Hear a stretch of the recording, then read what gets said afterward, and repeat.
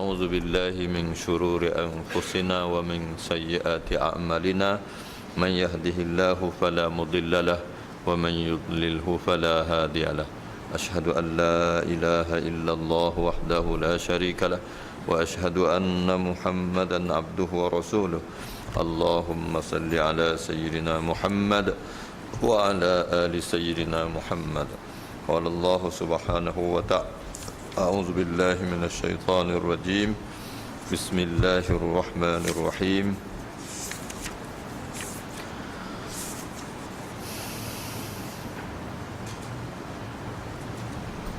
وقل جاء الحق وزهق الباطل إن الباطل كان زهوقا صدق الله العظيم.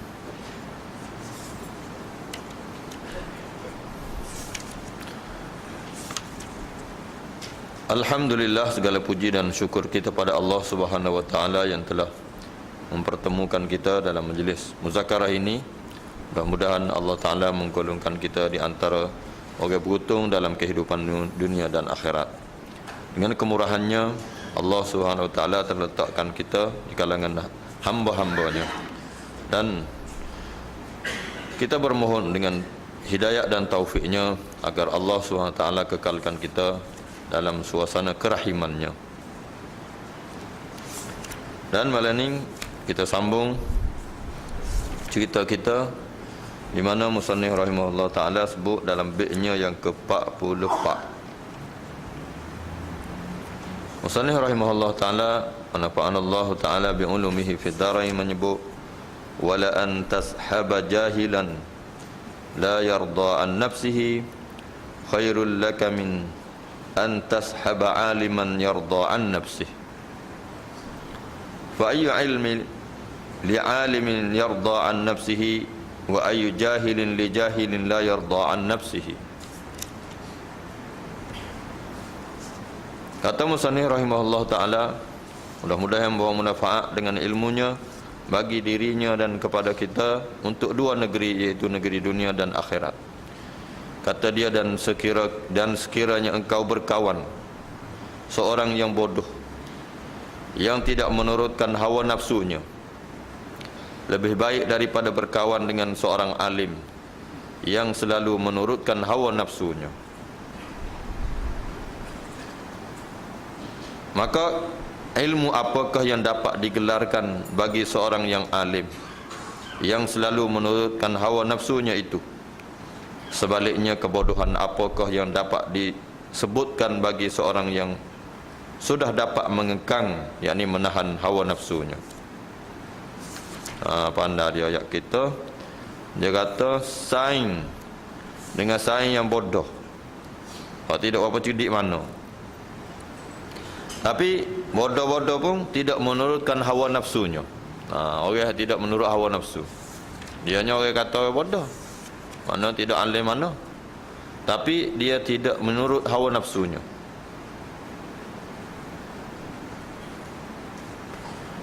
Maka kata dia, lebih baik daripada berkawan dengan seorang alim. Orang kata orang alim dia yang selalu menurutkan hawa nafsunya. Alim tapi ikut nafsu. Tu dia. Maka dia sebut sambung daripada cerita tu, kata dia, maka ilmu apakah, mana orang alim lagu mana, yang ada ilmu lagu mana, yang dapat digelarkan baginya seorang alim yang selalu menurutkan hawa nafsu? Dia ngaji ke apa nama? Tak. Ilmu gapo dia ngaji? Siapakah dia dianggap sebagai orang alim tapi ikut hawa nafsu? Gitu.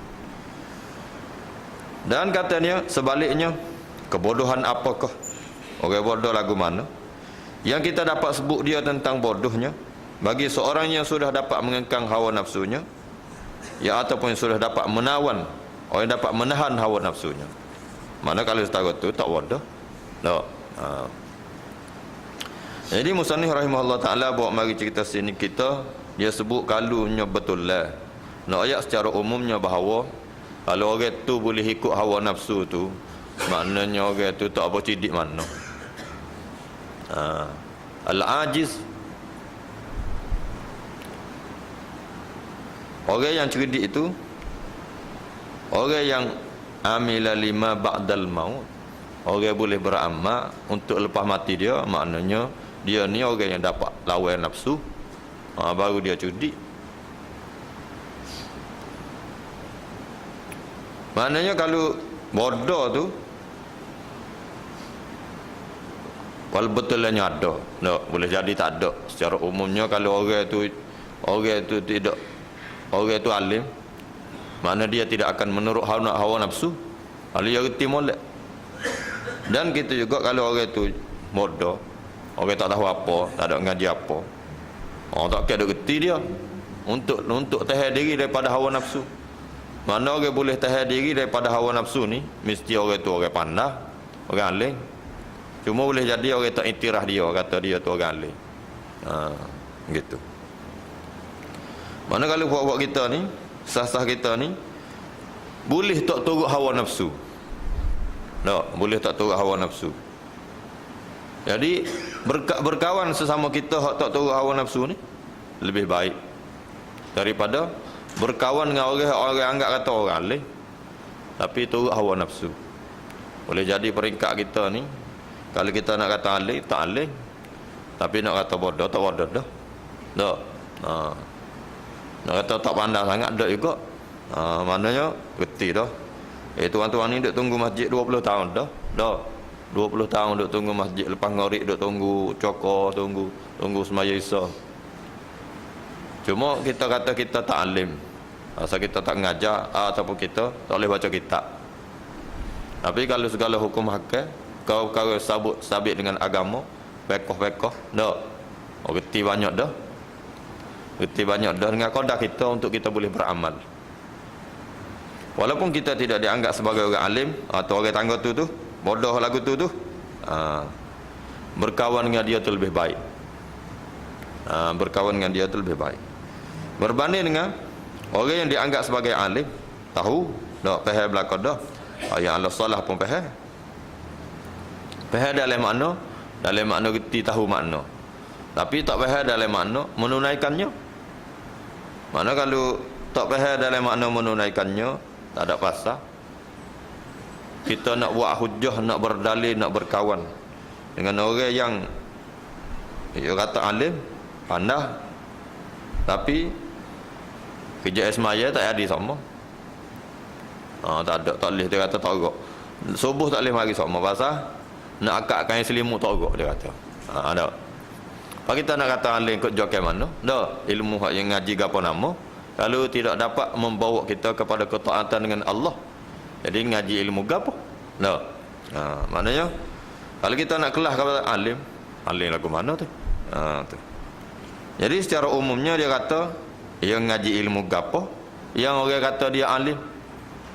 Kalau ilmu pandai buat rumah batu, tak kira sahu walaupun dia alim tak tu pandai buat rumah batu. Kalau dia buat rumah batu, nescaya tak ada raka. Tak. Alim dia tu bejok. Tapi ilmu bahagia buat rumah batu. Ataupun bahagia pandai, bahagia ilmu baca kitab.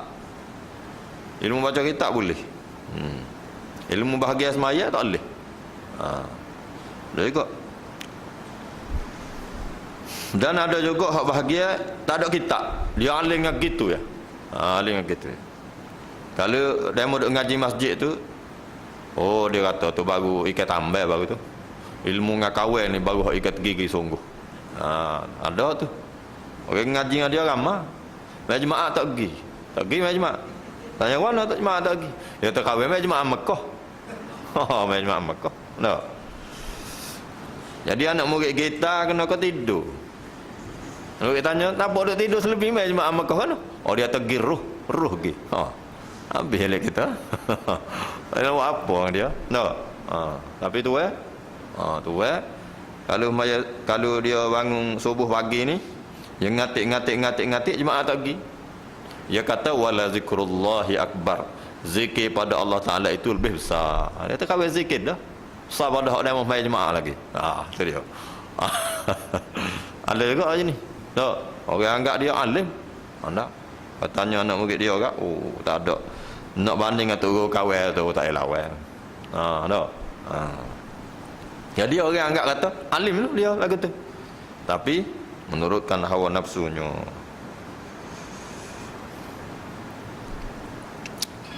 Kalau betul lihat jumpa dengan tuan-tuan hak jenis alim lagu tu, minta bermohon dengan Allah agar dihindarkan dan jangan tertipu oleh suasana yang sebegitu rupa. Boleh jadi apabila kita sakut molek, biasa minum air basuh kaki dia, tak? Biasa minum air basuh kaki dia, boleh jadi berasa tak boleh tegur ni orang alim benar ni.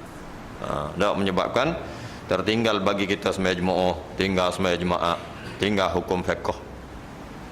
Tinggal segala hak kita belajar dari segi kaedah beramal. Tinggal laginya meninggalkan semua kaedah beramal selama kening, tinggal ngatik sekara.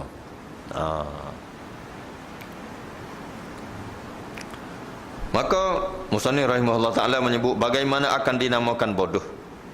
Dia kata bagaimana akan dinamakan bodoh seorang yang telah dapat menahan dan mengekang hawa nafsunya. Tu dia. Maknanya sini seolah-olah orang yang boleh tahan hawa nafsunya, mana orang itu tidak bodoh dah. Mana kalau nak saing dengan dia, boleh dah. Jadi orang tak ikut kehendak hawa nafsu. Jadi kalau tuan-tuan tengok orang boleh pergi sembahyang subuh sama, boleh sembahyang isya sama, duduk dalam taat dengan Allah, walaupun zahirnya, dah kita tengok zahir.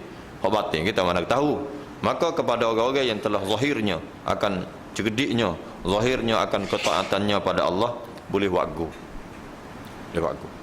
Boleh tupai sama nasihat menasihati, boleh pergi mari. Mana saing dengan dia tu lebih baik. Di sisi puak-puak ahli tasawuf menganggap orang yang sebegitu rupa dalam ketaatan dengan Allah, maka berkawannya dengan dia tu lebih baik dengan orang yang kita dapati dia ni ikut kehendak hawa nafsu. Di sisi itu musannif pengarang kita menganggap bahawa orang yang boleh tahan dirinya daripada kehendak hawa nafsu, dia sudah tidak dinamakan bodoh. Bagaimana akan dinamakan bodoh? Dia kata sehingga dia dapat kekang dirinya daripada hawa nafsunya, sehingga membuktikan bahawa semua amal perbuatannya hanya semata-mata untuk keredaan Allah. Dah kalau siapa lagu tu dah, kalau siapa beramal untuk keredaan Allah Ta'ala tu, boleh saing dah dengan dia dan bersih dari dorongan hawa nafsu. Selamat daripada dorongan hawa nafsu. Maka orang ni kita boleh cek tengok, kalau jenis tidak ikut PA, tidak ikut hawa nafsu, tidak ikut kehendak-kehendak yang menyalahi daripada kehendak Allah Ta'ala, maka berkawan dengan dia lebih baik. Sebaliknya, apakah arti suatu ilmu yang tidak dapat menahan atau memimpin hawa nafsu dari sifat kebinatangan dan kejahatan? Ilmu gapoh? Sebaliknya, apakah arti suatu ilmu? Dia ada ilmu dah yang tidak dapat tahan dia ataupun tidak dapat pimpin diri kawan ni yang memiliki ilmu ni untuk dapat dia lepas diri daripada hawa nafsunya, daripada sifat kebinatangannya dan daripada kejahatan-kejahatannya. Walaupun satu orang yang diiktiraf sebagai alim sekalipun, ataupun dia ngaji banyak, ilmu banyak pun, apabila dia tidak dapat turut dia sentiasa duk turut hawa nafsunya, maka dianggap pada masa itu dia adalah orang yang tidak beruntung, dan dia adalah orang yang tidak benar, orang yang tidak baik, dan orang yang tidak dapat menurutkan ilmunya. Jadi kalau kita nak ngaji dengan orang yang tak boleh ikut ilmu dia, maka bertambah rugi lagi atas diri kita. Lebih lagi kepada orang-orang yang menurutkan hawa nafsu ni, dia banyak takabur. Dia banyak takabur. Mana kalau orang alim yang menurutkan hawa nafsu, maka besar takaburnya. Besar takabur. Orang inilah yang apa kita kata, orang tepuk dada. Tepuk dada. Tak ada orang lebih alim pada kawan, kata. Tak. Maka kalau setara tu, maka bahaya pada dirinya dan bahaya pada pengikutnya. Tengok Nabi Musa, ya alim ketika mana semua kehebatan-kehebatan Fir'aun tunduk di bawah kehebatan Nabi Musa. Fir'aun hak debai ni tergelar dalam laut, depan sekalian rakyat dia. Maka rakyat dia bisik tanya, dalam ni orang hak bijak sekali pada dia. Oh, tak ada orang lah ni, saya bijak kali. Tak. Maka Allah Subhanahu wa taala telah perintahkan Nabi Musa alaihissalam untuk pergi cari Khidir. Untuk pergi cari Khidir, untuk pergi tengok ilmu Khidir. Maka Nabi Musa telah pergi ngadak dengan Khidir dan duduk seketika bersama Khidir dan ingin mempelajari sesuatu ilmu yang ada pada Khidir. Maka rupa-rupanya langit dengan bumi kena ke perbezaan yang nyata dari segi pandangan. Apa yang dipandang oleh Nabi Musa berbanding dengan apa yang dipandang oleh Nabi Khidir, berbeza lagi. Dan ilmunya yang berbeza daripada apa yang difahami oleh Nabi Musa alaihissalam. Walaupun Nabi Musa terkenal dengan ilmunya yang terhebat dan dia adalah orang yang berkata-kata dengan Allah dan dia merupakan rasul daripada Rasulullah dan orang yang terlebih mulia daripada siapa-siapa. Rasul ni memang darjah yang terlebih mulia daripada siapa-siapa. Tapi rupanya Allah SWT tidak menghendaki adanya sebarang sifat lebih, berasa hebat dan berasa lebih. Maka Allah Ta'ala pertontonkan kepada Nabi Musa alaihissalam akan ada seorang laki-laki yang memiliki ilmu, sehingga Nabi Musa melihat luahnya ilmu Allah Ta'ala. Sehingga Nabi Musa tahu betapa luahnya ilmu Allah. Jadi pada masa Nabi Musa berpisah dengan Khidir alaihissalam, fahamlah dia bahawa betapa ilmu Allah Ta'ala itu maha luas. Maknanya kalau kita nak mendabik dada untuk kita nak bersahu pergi mari dengan ilmu apa kita ngaji sikit-sikit, jauh lagi lah. Masalahnya apabila orang tadi menurutkan hawa nafsu, dia akan bersifat dengan sifat takabur. Itu dia. Kalau aling sungguh tak pandai lagi untuk bertakabur. Apalagi kalau aling sepo-sepo kita mau ni gak, lambat lagi, jauh lagi. Kerana ilmu kita yang sedikit. Dan seperti yang kita semua tahu bahawa mana-mana orang yang hidup atas dunia ni, zaman kita ni, tidak ada orang yang Allah Ta'ala bagi pada mereka itu ilmu yang banyak, kecuali sedikit sahaja. Sikit lah ilmu. Ada sikit seorang. Apa kita? Ada sikit seorang Allah Ta'ala bagi. Ilmu sekadar cukup wa amma wa makallah, kita kata. Tak. Ilmu sekadar cukup wa amma untuk kita makan Allah, sekadar untuk hidup atas dunia. Lepas tu, untuk kejayaan negeri akhirat, mintalah, bermohonlah kita dengan Allah agar Allah Subhanahu Wa Taala letak kita di kalangan orang beruntung. Tuan-tuan, seperti yang sebut hari itu, bahawa kita orang ngaji tasawuf, sahkah kita tu nak berharap akan kelebihan dan kehebatan kita. Kita dengan Allah Ta'ala tu kadang-kadang tak boleh untuk kita rayak pada Allah Ta'ala supaya Allah Ta'ala berlaku adil dengan kita. Ya Allah, wa adillah dengan saya. Jangan kira gitu. Jangan kira untuk Allah Ta'ala buat adil dengan kita, kerana kita melalui kesalahan-kesalahan yang sangat banyak. Kalau Allah Ta'ala guna keadilannya, nyanyi alik kita banyak kali doa, nyanyi banyak doa. Tapi bermohonlah dengan Allah daripada wahabnya, sifat pemberinya, daripada sifat rahmatnya, daripada sifat rahimnya, daripada sifat hilimnya, daripada sifat lemah lembut Allah Ta'ala, sifat kasih sayang Allah Ta'ala. Baru padan dengan kita. Kalau tidak, tak gerak alik kita. Banyaknya kelalaian kita daripada Allah.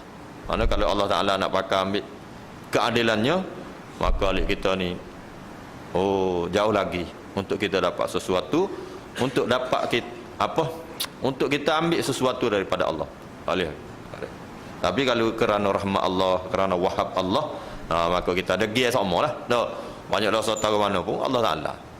Keampunan ada di tangan Allah, siablah ada di tangan Allah, rahmat ada di tangan Allah, petunjuk ada di tangan Allah, dan taufik ada di tangan Allah.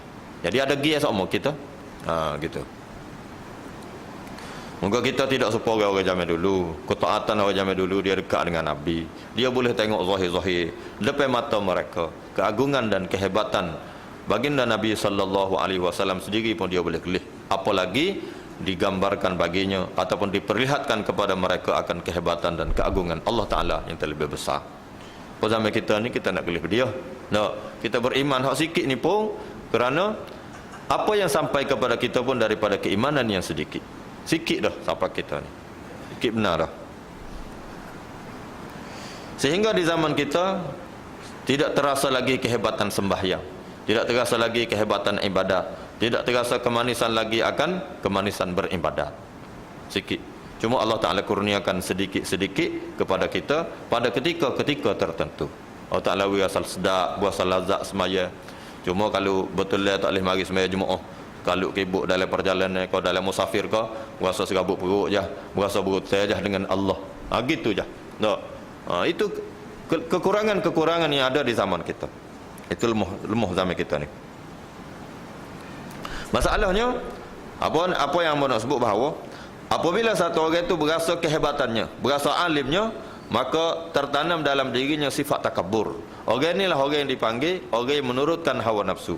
Malah kalaulah orang alim yang mempunyai dalam dirinya itu sifat takabur, zahir ketakaburannya, maka kita tak boleh ikut. Ikut. Cuma ada juga tempat-tempat hak boleh takabur sikit-sikit. Takabur sikit-sikit.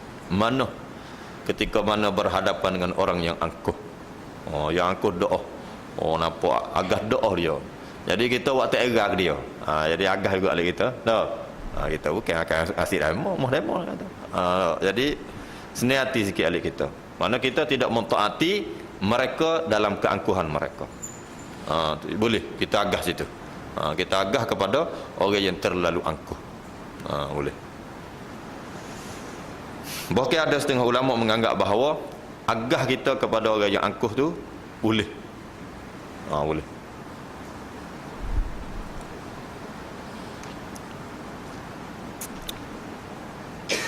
Kalau kita biasa tengok lagu mana laluan kehidupan para sahabat Nabi, para sahabat biasa ketika mana dia nak pergi perang, nak pergi serang musuh yang ramai, tapi agah dia.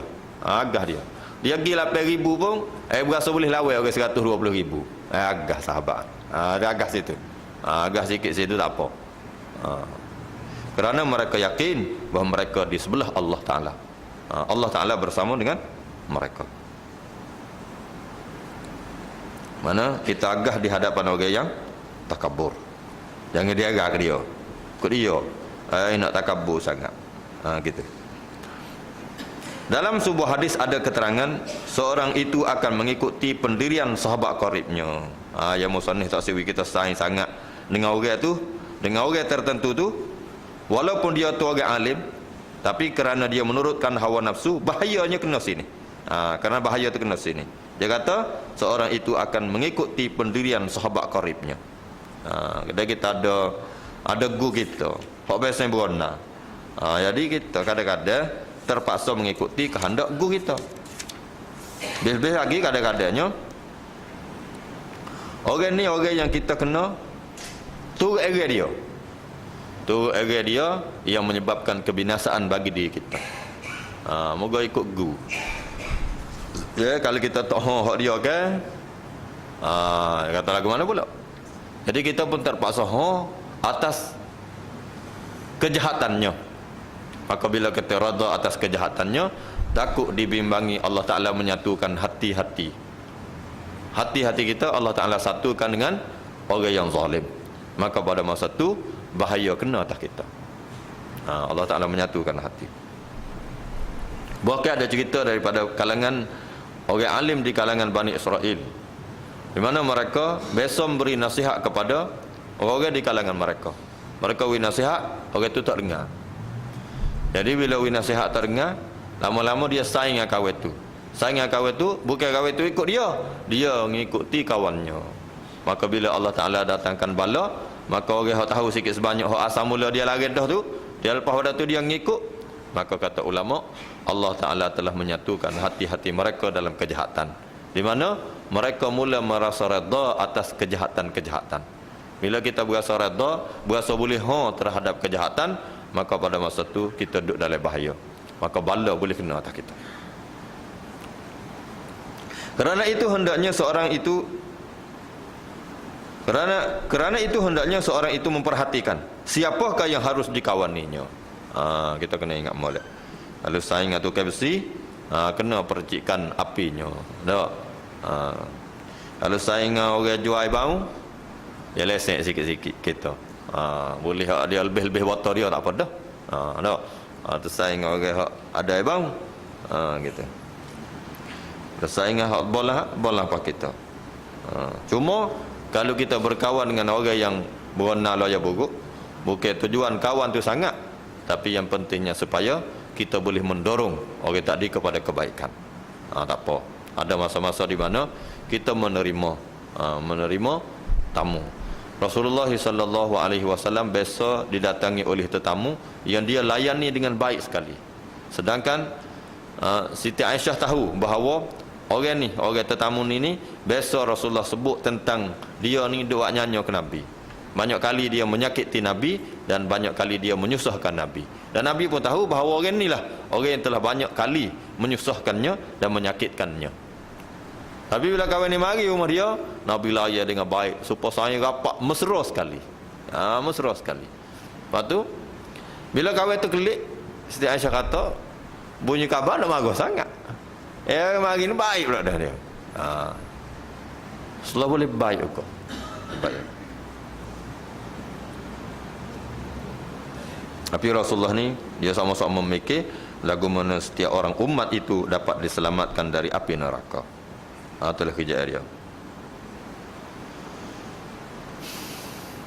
Maka ada ahli syair ada menyebut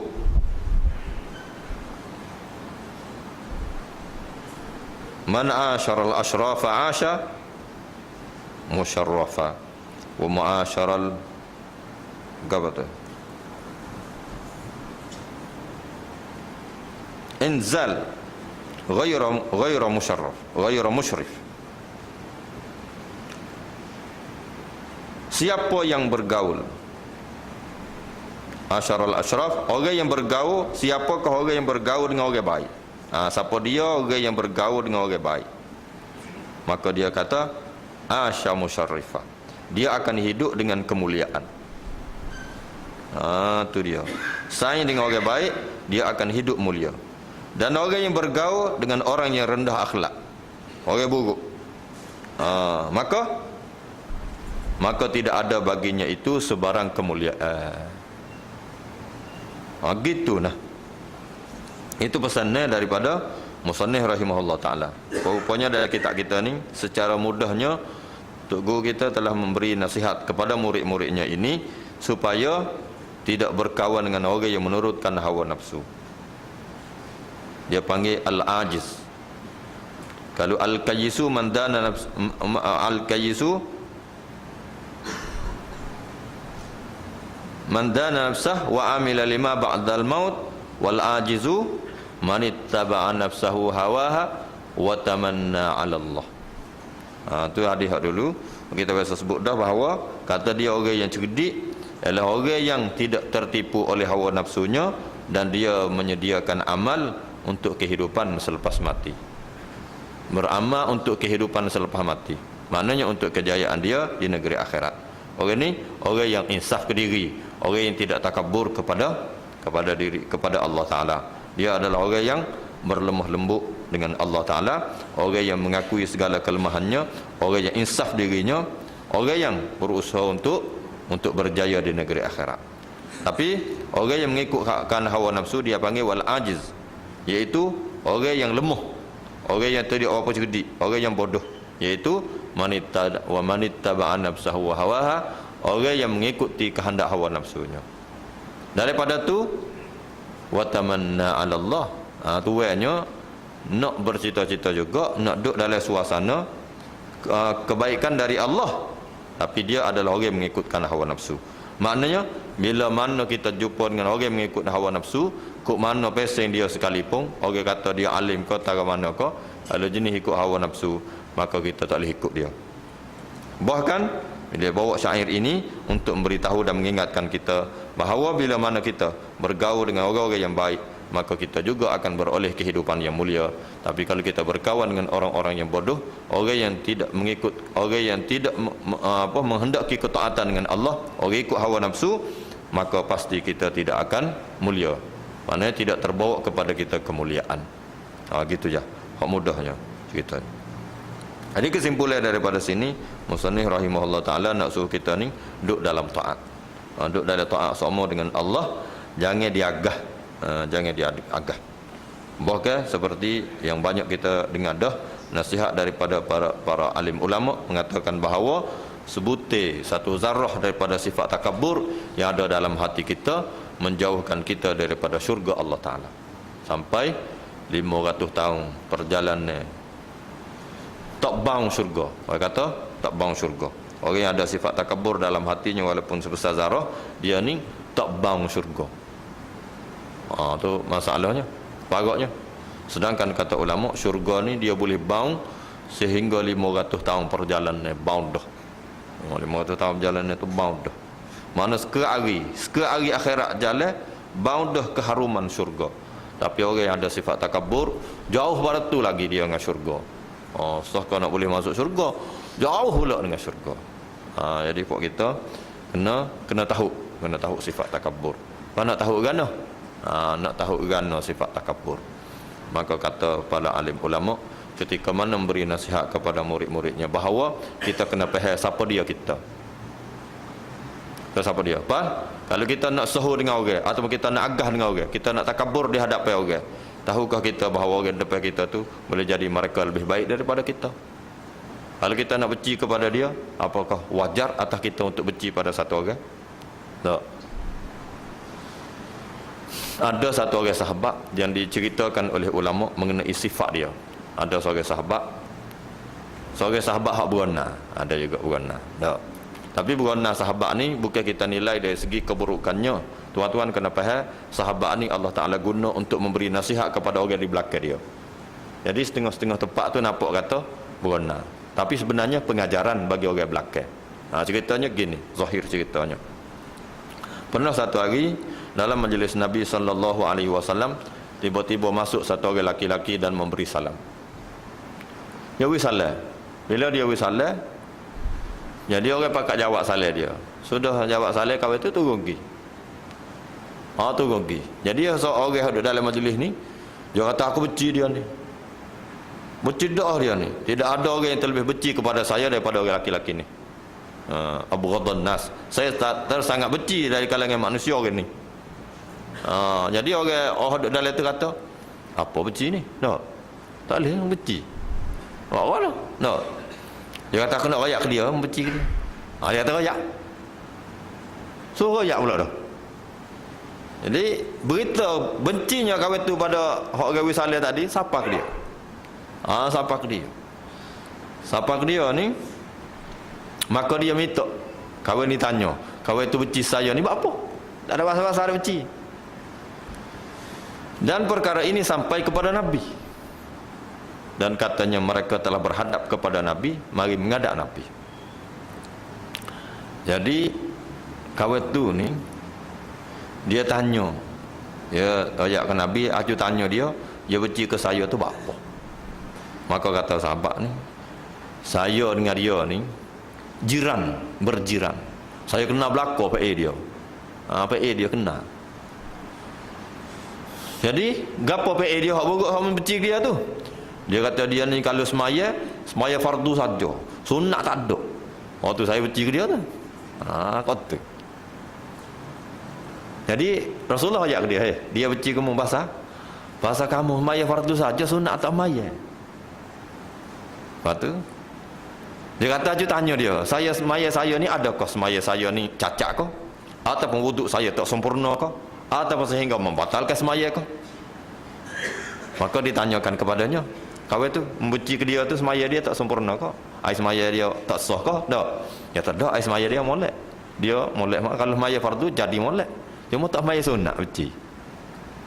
Kata dia. Kalau waktu tu ada lagi yang saya benci ke dia. Kih dia kalau puasa wajib saja. Puasa sunat tak ada kali abuk. Benci pula dia. Sabit dengan waktu.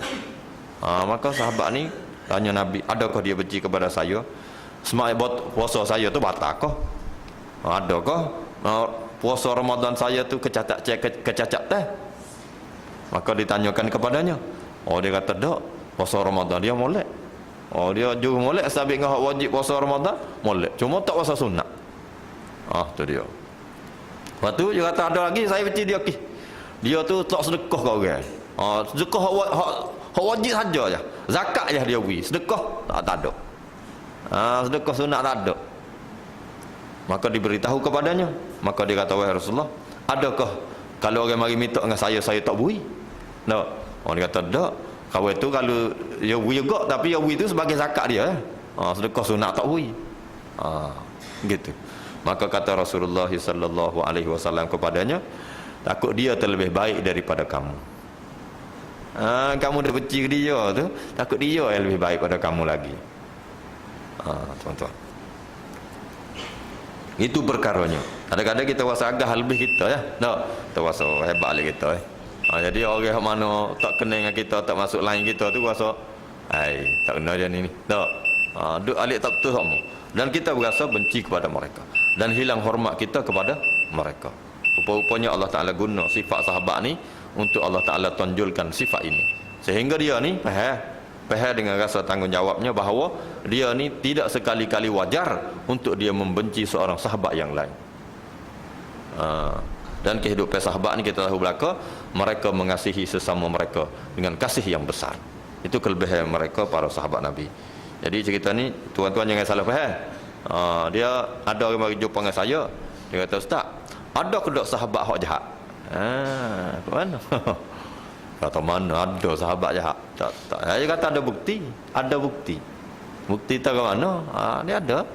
Ya, nanti saya awak mari bukti. Kata awak jangan cari keburukan sahabat dan awak jangan sebut keburukan sahabat. Kalau awak zahirkan keburukan sahabat, kalau ada jumpa dengan saya, cik awak ni orang jahat. Jahat. Kalau tidak, awak tak akan cari dan tak akan menzahirkan keburukan sahabat. Dan apa yang Allah Ta'ala buat dalam kehidupan sahabat itu pengajaran kepada umat. Dia kena kau yang nak mari ayat kita bahawa sahabat ni jahat atas apa yang telah dinyatakan oleh orang Syiah. Dia anggap bahawa semua sahabat jahat belaka. Tinggal 4 orang je sahabat hak juru. Na'udzubillah min zalik. Ini kejahatan. Tuan-tuan, jangan terpengaruh. Kalau kita guna logik akal pada setengah-setengah keadaan, kita telah menuduh para sahabat. Tapi kita kena faham, siapakah dia mereka? Siapakah dia mereka? Orang yang Allah Ta'ala letakkan mereka ni sahabat ni bersama dengan Rasulullah sallallahu alaihi wasallam, orang yang telah dididik dan hidup bersama Nabi dan telah kelih Nabi. Kelih kita ni mulia tak mana kita ni? Mulia tak mulia kita, Allah Ta'ala tak jauh dengan Nabi. Takut-takutnya kita hidup zaman Nabi ni, soh ke kita tu nak dapat beriman dengan Nabi, takut kita ni tapa Nabi. Jadi Allah Ta'ala letak jauh. Kalau kita nak banding sini, kita dengan sahabat tu Allah Ta'ala letak dekat dengan Nabi tu, padan dengan dia. Inilah orang yang terlebih mulia daripada kita. Kalau kita tak sedap sahur lah, hebat tak mana kita pun, mana kita tidak terlebih mulia daripada mereka. Gitu. Jadi kalau betul dia ayat gitu gini, tuan-tuan jangan melihat logik apa yang diceritakan. Kita kena faham secara logiknya mereka adalah orang yang telah diletakkan bersama dengan Rasulullah sallallahu alaihi wasallam. Inilah orangnya yang telah bercita-cita Nabi Musa untuk menjadi diri mereka. Rasulullah minta dengan itu Nabi Musa alaihi salam biasa minta dengan Allah untuk jadi diri Rasulullah, jadi diri Nabi. Allah Ta'ala takwi. Dia kata ada orang pilih dia. Maka kata Nabi Musa, kalau gitu saya minta nak jadi sahabat hak duduk dengan dia.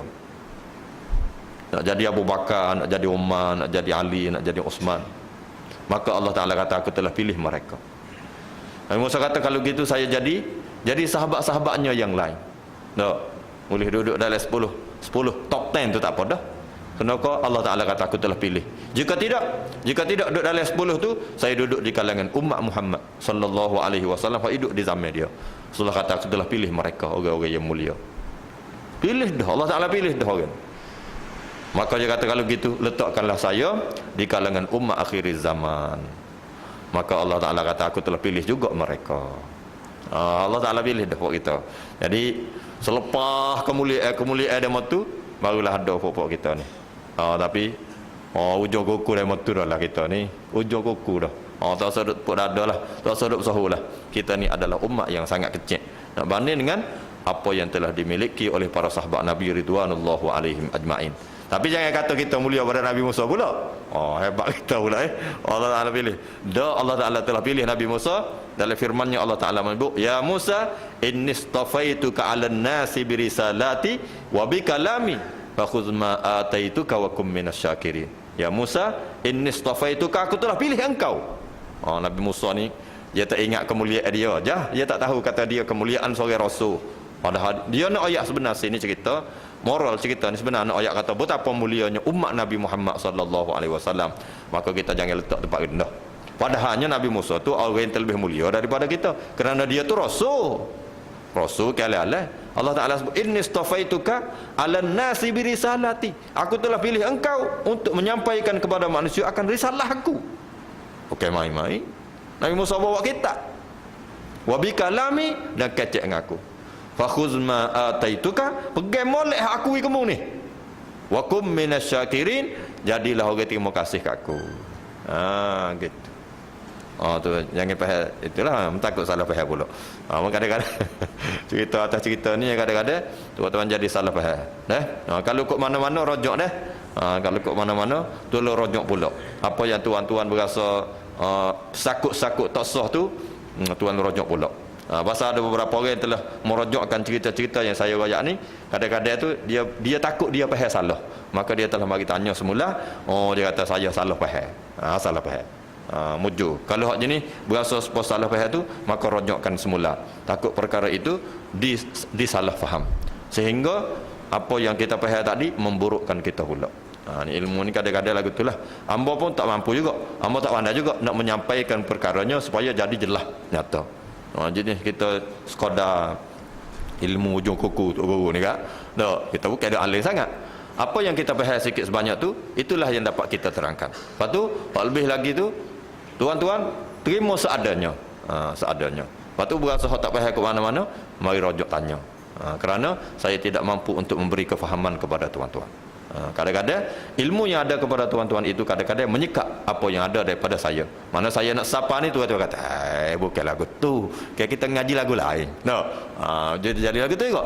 Dia akan jadi pertentangan di antara apa yang saya sebut dengan apa yang telah tuan-tuan tahu. Jadi menyebabkan dia ada pertembungan, dia nak masuk dia tak boleh masuk. Kalau buah air dalam beledi ada air dah. Jadi dia cuah buah dalam tu dia tak masuk penuh. Dia masuk paruh-paruh.